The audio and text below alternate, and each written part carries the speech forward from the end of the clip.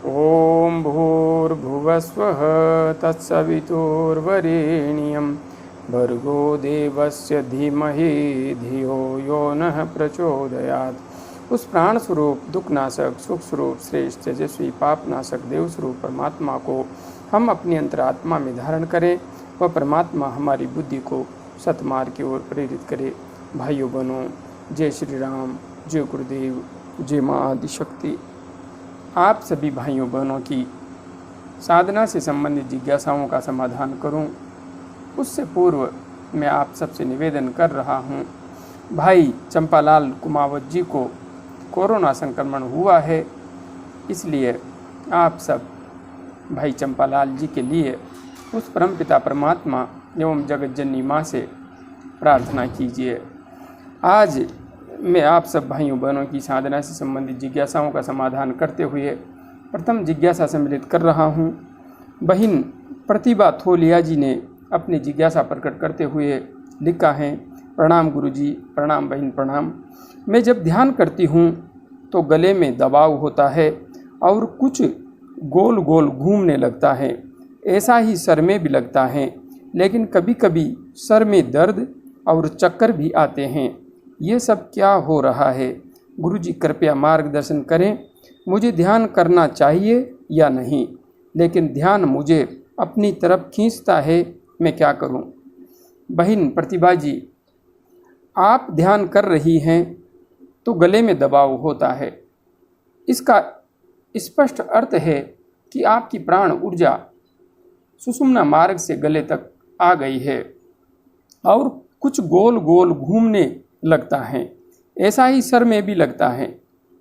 Sir में भी ऐसा हो रहा है। आप ध्यान कर रही हैं तो उसकी वजह से आपका प्राण तो ऊपर उठ ही रहा है, साथ ही आज्ञा चक्र पर आपको एकाग्रता प्राप्त होने लगी है। उसकी वजह से कुछ हद तक आपके मस्तिष्क में भी क्रियाएं होने लगी हैं, लेकिन कभी कभी सर में दर्द और चक्कर भी आते हैं। सर में जो दर्द हो रहा है उसके पीछे मूल कारण है कि आप ध्यान करती हैं तो ध्यान के दबाव की वजह से जब हमारा मन एकाग्र होता है तो वहाँ पर प्राण ऊर्जा का दबाव पड़ता है, तो उस वजह से सामान्य रूप से हल्का फुल्का दर्द उठ जाना एक स्वाभाविक प्रक्रिया हो जाती है। किंतु हाँ, यदि आप भ्रामरी प्राणायाम अच्छी तरह से करती हैं तो यह दर्द नहीं होगा। और जहाँ तक बात है, आपने आगे लिखा है चक्कर भी आते हैं, तो चक्कर आने की स्थिति साधक के जीवन में घटित नहीं होती है। किसी न किसी प्रकार की यदि कोई कमजोरी शरीर में होती है तभी साधक को चक्कर आते हैं, बाकी साधना के मार्ग पर चक्कर नहीं आते हैं। इसलिए आप अपने खाने पीने पर विशेष ध्यान दीजिए, स्वास्थ्य पर ध्यान दीजिए। यदि आप ऐसा करेंगी तो आपको ये जो चक्कर आ रहे हैं ये निश्चित रूप से ठीक होंगे। ये सब क्या हो रहा है? गुरुजी कृपया मार्गदर्शन करें, मुझे ध्यान करना चाहिए या नहीं? आपको बिल्कुल भी ध्यान को नहीं छोड़ना चाहिए। ध्यान तो आपको करना चाहिए, किंतु आप सबसे पहला काम यह कीजिए, सुषुम्ना नाड़ी में प्राण का प्रवाह कैसे करें, आज्ञा चक्र का जागरण कैसे करें, 2 वीडियो देख लीजिए और उनके अनुसार विधि को समझ करके अभ्यास प्रारंभ कीजिए। यदि आप ऐसा करेंगी तो आपको ये जो समस्याएं हो रही है इनसे शीघ्र ही छुटकारा मिलेगा। और हाँ, अपने खान पान पर थोड़ा सा ध्यान दीजिए।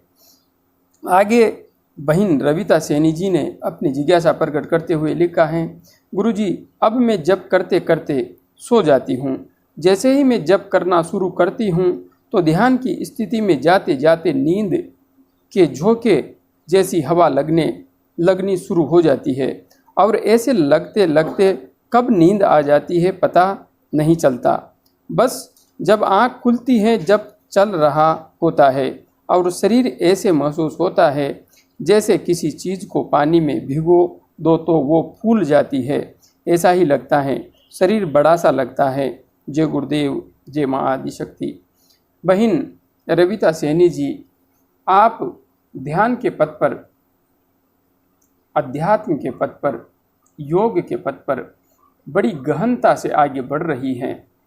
और जहाँ तक बात है यहाँ पर जो आपने अपनी स्थिति प्रकट की है, यदि आप ध्यान करते हुए जिस आसन में बैठती है उसी आसन में स्थिरता पूर्वक बैठी रहती हैं, आप नीचे नहीं गिरती हैं, आप लेटती नहीं हैं, तो निश्चित है आप समाधि की निर्विकल्प अवस्था में प्रवेश कर जाती हैं। और यदि ध्यान करते हुए आपको यह जो नींद आती है उसमें आपके शरीर का संतुलन बिगड़ जाता है, आप गिर जाती हैं या लेट जाती हैं, सो जाती हैं लेटकर, तो स्थिति नींद की ही होगी। हाँ, जहाँ तक मुझे लग रहा है आप लेटती नहीं हैं, बैठे बैठे आप ध्यान करती रहती हैं और आपकी जब आँख खुलती है तब भी आपका जप निरंतर चलता रहता है। तो यह इस बात का स्पष्ट द्योतक है कि आप निर्विकल्प समाधि में प्रविष्ट हो चुकी हैं। आप निर्विकल्प समाधि में जाती हैं और वहाँ से लौटते हुए ही आपको यह सब अनुभव होते हैं, क्योंकि निर्विकल्प समाधि में साधक को कुछ भी बोध नहीं रहता है। जिस प्रकार से नींद में कोई बोध नहीं रहता है, बस वैसी ही स्थिति होती है। आपको ये जो शरीर में भीगने और फूलने की जैसी स्थिति का एहसास हो रहा है, यह समाधि का ही एक विशिष्ट लक्षण है। इसलिए आपको बहुत बहुत बधाई। फिर भी यदि आप अपने बैठने की स्थिति को प्रकट करेंगी तो मैं इसके संबंध में विशेष रूप से स्पष्टतया बता पाने में समर्थ रहूँगा। आगे बहन ममता मंगल जी ने अपनी जिज्ञासा प्रकट करते हुए लिखा है, प्रणाम गुरुजी, प्रणाम बहन, प्रणाम। बहुत समय से आपसे बात करना चाहती थी, आज माँ चाहती है आप मेरी समस्या का समाधान करें। प्राणायाम तो मैं काफ़ी सालों से कर रही हूँ, ध्यान भी लगता था क्योंकि 1 घंटा में प्राणायाम करती थी जिसमें ओमकार, भ्रस्त्रिका, कपालभाति, त्रिबंध, अनुलोम विलोम, भ्रामरी। बहन जी, आज माँ चाहती है कि मैं आपकी जिज्ञासा का समाधान करूं, किंतु आपने जिज्ञासा, समस्या तो कुछ लिखी ही नहीं है। इतना ही लिख करके आप बंद हो गई। यहाँ पर तो आपने तो सिर्फ यह बताया है कि मैं ये सब कर रही हूँ, किंतु आपने अपनी जिज्ञासा प्रकट नहीं की है। शायद लिखते लिखते आप जिज्ञासा को लिखना भूल गई। आगे भाई प्रवीण शर्मा जी ने अपनी जिज्ञासा प्रकट करते हुए लिखा है, गुरुजी प्रणाम। प्रणाम प्रवीण जी, प्रणाम। हाँ, यहाँ पर सबसे पहले तो मैं आपसे पूछना चाहूँगा, आप कोविड पॉजिटिव थे और हमारे समस्त आत्मीय परिवारजनों ने आपके लिए प्रार्थना की थी। आपका स्वास्थ्य अब कैसा है, आप यह बताएं, क्योंकि आपने इसके संबंध में अब तक परिवारजनों को कोई सूचना नहीं दी है।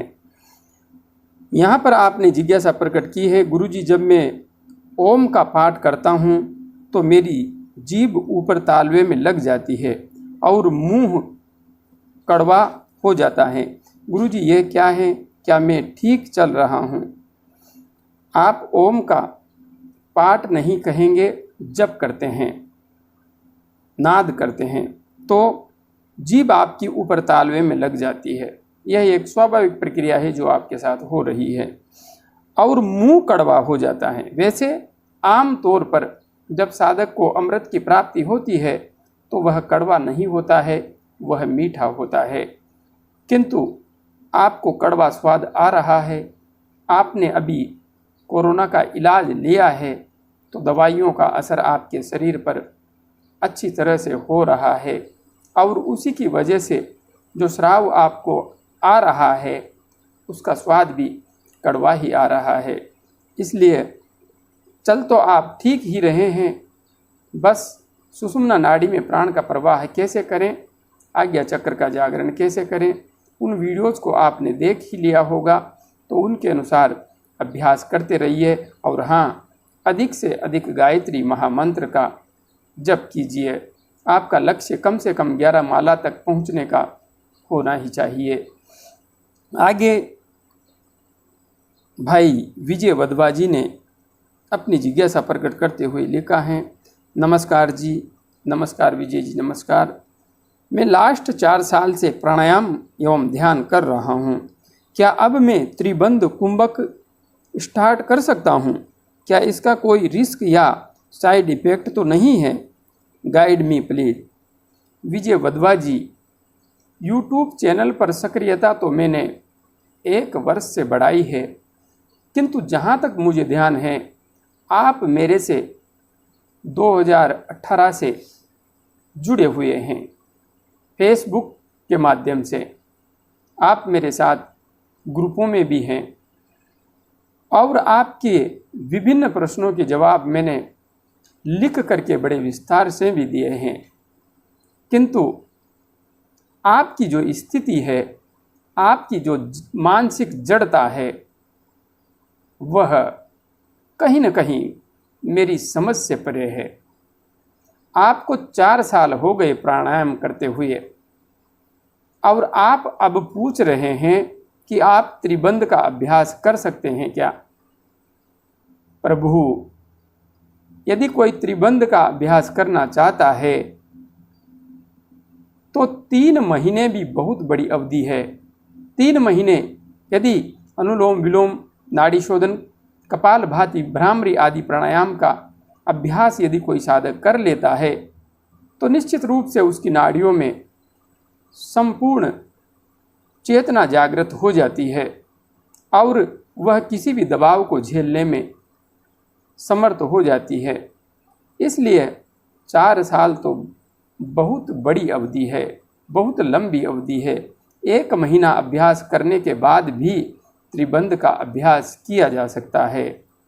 आप कीजिए, इतने धीमी गति से मत चलिए, क्योंकि आप इस तरीके से चलेंगे तो जो 1 साल से साधना कर रहे हैं वे साधक भी न जाने कहाँ पहुँच गए हैं, किंतु आज भी वहीं के वहीं आप बैठे हुए हो। आपके लिए यह शर्म की बात होनी चाहिए। आगे बहन सरोजनी कुमारी जी ने अपनी जिज्ञासा प्रकट करते हुए लिखा है। चरण छूकर प्रणाम गुरु जी। बहन जी खुश रहिए, माँ आदि शक्ति की कृपा आप पर हमेशा बनी रहे। पूजा विधि विधान करते हैं, लेकिन संस्कृत में मंत्र है, पढ़ने में गलती होने के कारण पढ़ नहीं पाते। ऐसे में किस तरह से करें और कोई उपाय है तो बताएं। जय माँ आदि शक्ति। प्रणाम गुरु जी। बहन जी, आपने कुंडलिनी जागरण का वैदिक विधि विधान इस वीडियो पर अपनी यह जिज्ञासा प्रकट की है। जहाँ तक बात है गायत्री साधना की सरल विधि, इस संबंध में मुझे अलग से वीडियो बनाना पड़ेगा, क्योंकि बीच बीच में कोई न कोई साधक भाई बहन यह समस्या प्रकट अवश्य कर ही देते हैं। यहाँ पर आपने पूछा है कि सरल विधि किस तरीके से करें। कुछ भी नहीं है, वहाँ पर मैंने जो अलग अलग मंत्र दे रखे हैं उनके स्थान पर आप एक साधारण सिंपल सा क्रम है उसे अपना सकती है। जैसे पवित्रीकरण है तो आप बाएं हाथ में जल लेंगी, जो कि मैंने वहाँ पर अच्छी तरह से समझा रखा है। बाएं हाथ में जल लेने के बाद में दाहिने हाथ से ढक लेंगी। ढकने के बाद में 1 बार गायत्री महामंत्र का उच्चारण करेंगी। 1 बार गायत्री मंत्र बोला और उसके बाद में उस जल को अपने संपूर्ण शरीर पर छिड़क लेंगी। उसके बाद में दाहिने हाथ में 1 चम्मच जल लेंगी और उसके बाद में 1 बार गायत्री मंत्र बोलेंगी और उस जल को पी लेंगी आचमन के रूप में। फिर दूसरी बार आप दाहिने हाथ में ही जल लेंगी और उस जल को पी लेंगी। फिर तीसरी बार लेंगी और गायत्री मंत्र बोलेंगी और जल को पी लेंगी। इसके बाद में शिखा का वंदन करना होता है। तो शिखा बंधन करने में आप बाएं हाथ में फिर 1 चम्मच जल लेंगी और हमारे दाहिने हाथ की 5 अंगुलियों को उसमें भिगो लेंगी। भिगोने के साथ गायत्री मंत्र बोल करके जहाँ पर पुरुष शिखा रखते हैं वहाँ पर हाथ को रखे और उस जगत जननी माँ से प्रार्थना करेंगी कि हे माँ, हमारी शिखा स्थान पर आकर के आप विद्यमान हो जाइए।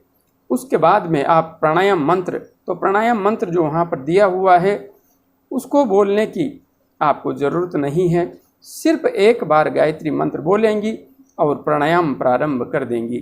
प्राणायाम में आपको अनुलोम विलोम नाड़ी शोधन प्राणायाम करना है, कपालभाति प्राणायाम करना है और भ्रामरी प्राणायाम करना है। 3 प्राणायाम करने के बाद में जब आप न्यास करेंगी तो न्यास में भी आपको कुछ नहीं करना है।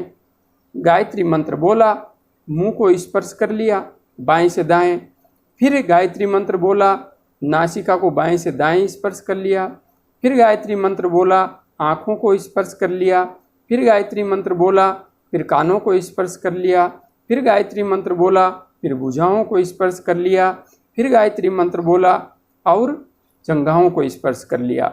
उसके बाद में एक बार गायत्री मंत्र बोल करके संपूर्ण शरीर में इस जल को आप छिड़क लेंगी। बस हो गई प्रक्रिया पूर्ण। अब आप गुरु वंदना, गुरुदेव का पूजन, गायत्री माता का पूजन, जो भी पदार्थ आपके पास हो उन्हें अर्पित करके पूजन करने के बाद में गायत्री मंत्र का जप प्रारंभ कर सकती हैं। सूर्य अर्घ देते समय भी आप सिर्फ गायत्री मंत्र बोल करके अर्घ दे सकती हैं। ओम सूर्याय नमः, भास्कराय नमः, आदित्याय नमः, इस तरीके से सामान्य मंत्र हैं, इनको बोल करके आप अर्घ दे सकती है। सामान्य प्रक्रिया है, कोई कठिन प्रक्रिया नहीं है। आप इस तरीके से साधना मार्ग पर, गायत्री माता के मार्ग पर आगे बढ़ सकती हैं। अभी के लिए इतना ही। जय गुरुदेव, जय माँ आदिशक्ति।